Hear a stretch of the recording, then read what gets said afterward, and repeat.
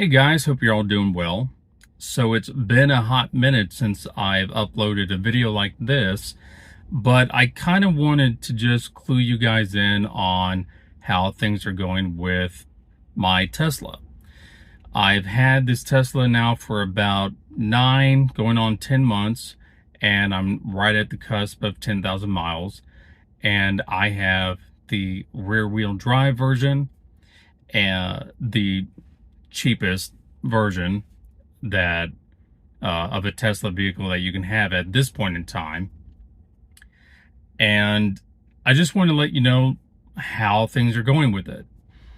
And right now, I will definitely say that things have been going well. Honestly, the rear wheel drive is probably one of the most cost efficient Teslas that you can get. The great thing about Tesla is that the software remains the same in every single trim of their vehicles. The only thing that changes is how some things are set up, and of course certain specs like all-wheel drive, or if there's an additional infotainment screen like there is in like the S versus the Model 3. But for the most part, everything still remains consistent. You know, you're still getting access to the same software, you're still getting access to the same upgrades. And of course, you know, a lot of it boils down to, you know, whether or not if you have FSD or just a regular autopilot. But regardless, it has been a very good EV. The rear wheel drive borders on about 272 miles per full charge. And the great thing about the rear wheel drive version is that this version of Tesla, this particular trim, has a big advantage over not just every other trim of the Model 3, but also over the more expensive vehicles like the Model X and the Model S. And like I said, even yes, over the other trims of the Model 3, and that includes the Model 3 Long Range and the Model 3 Plaid.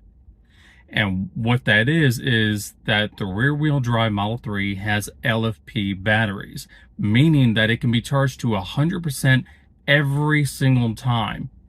Whereas every other trim of the Model 3 and every other vehicle of Tesla's, being the Model Y or the X or the S, can only be charged 80 to 90% each time.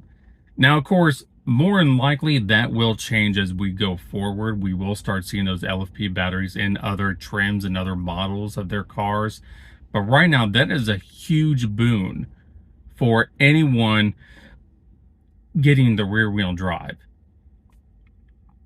So yes, so like I said, it has held up very well. I am very pleased with it. I'm very happy with it.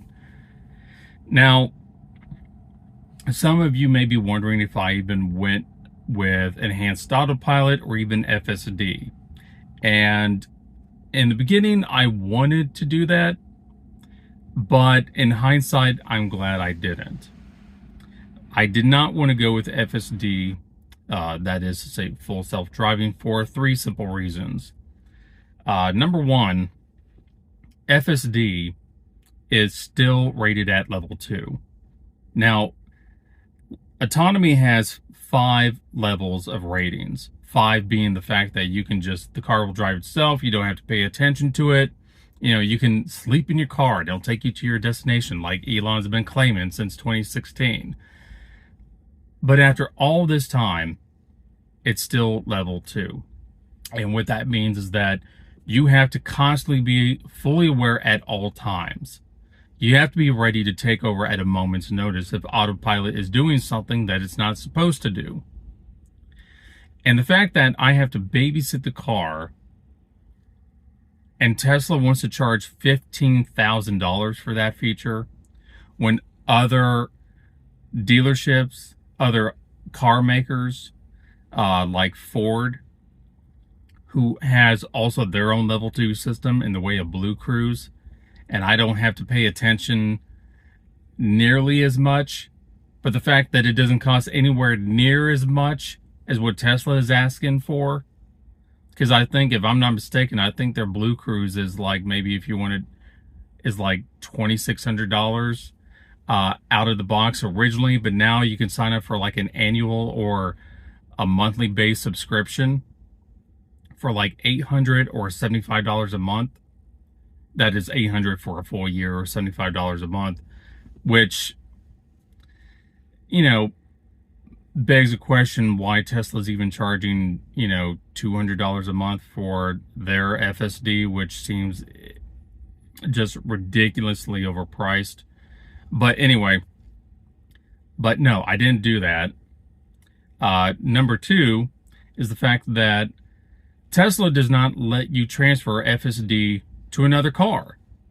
So, you know, let's say that, God forbid, you get in an accident, it totals out your car. Well, if your insurance is not prepared to cover the full cost of FSD, Tesla will not let you transfer FSD to another car. $15,000 does not get you access to another license that allows you to transfer that to another car. Which means that the software of Tesla works unlike every other software out there when it comes to like computers and phones. You know, like, you own the software to where you can just transfer it to another device. But with Tesla, you can't. And number three, and the worst one of all, is the fact that Tesla doesn't put their money where their mouth is. They don't back up FSD. And what I mean by that is, again, let's say you get in a fender bender because Autopilot did something it wasn't supposed to do. Well, Tesla, instead of them being the ones to take the blame, saying that, hey, look, that's on us, it's our bad, Autopilot did something that it wasn't supposed to do, they put it all on you. That's why Tesla's been keeping it at level 2. Because if Autopilot does something that it's not supposed to do, Tesla can just say, oh, well, hey, that's not our fault. That's on you. We said right there in the fine print that you have to be ready to take over at a moment's notice. So if your car did something it wasn't supposed to, then, you know, that's out of our hands. And I don't like that. You want me to charge $15,000 for something that you're not going to take responsibility for? Yeah, I don't think so. And regardless, you know, regular Autopilot works just fine. I mean, honestly, at this stage, I'm surprised that enhanced Autopilot hasn't been broken up to where Tesla just sells those features independently. Because ever since Tesla removed the ultrasonic sensors and went with a vision-based system, the downside about having a vision-based system is that if the vision is obscured, if the cameras, that is obscured in any way, be it through rain or direct sunlight, then the estimates are going to be off. And the vehicle lets you know that vision has been degraded. So it may not be entirely accurate. So all these things that now rely on that vision-based system instead of the sensors themselves, such as parking, summon, smart summon, if the vision has been degraded, then those three aren't going to work accurately. I mean, on a personal note, I'm kind of surprised that regular summon isn't a part of just regular Autopilot. Being able to inch your car forwards or backwards into a spot without you being in it seems kind of ridiculous that such a feature has to be attached to a $6,000 package. But regardless, within Enhanced Autopilot, I mean, anyone who has that package software will basically tell you that the only two things they use is auto lane change and navigate on Autopilot.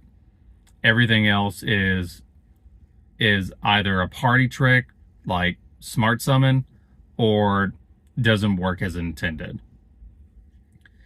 But I mean, other than that, you know, the car as an electric vehicle has been fantastic and I've loved it. like I said, I'm not a big fan of FSD and what Tesla is doing with it, but in every other aspect, I've loved everything about this car. And if you are looking for, a good first EV, something that's cost efficient, especially now that Tesla has lowered prices and they got the full, tax credit that can now be applied on these cars, even the rear wheel drive Model 3, you definitely can't go wrong. Also, I did get PPF on this car, and I will go into that in a different video. But to kind of give you a peek into what I'll talk about in that video, it has been worth it. To me, it has been worth it. Now, I got more cover than I probably needed to, but it was definitely worth it. And like I said, I will go into that in a different video. But other than that, like I said, I just want to give you guys a heads up on how my car is doing, how things have been, and yeah. So other than that, take care, and I'll see you in the next one.